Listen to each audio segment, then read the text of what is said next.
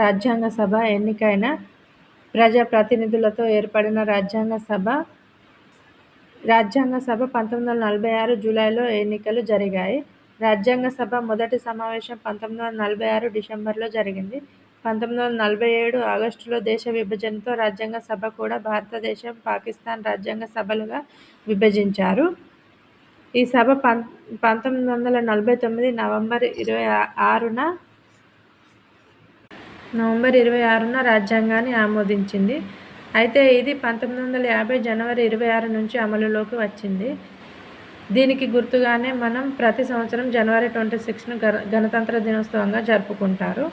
ఈ రాజ్యాంగ సభలో ఎక్కువ మెంబర్స్ కాంగ్రెస్ పార్టీకి చెందిన సభ్యులే ఉన్నారు.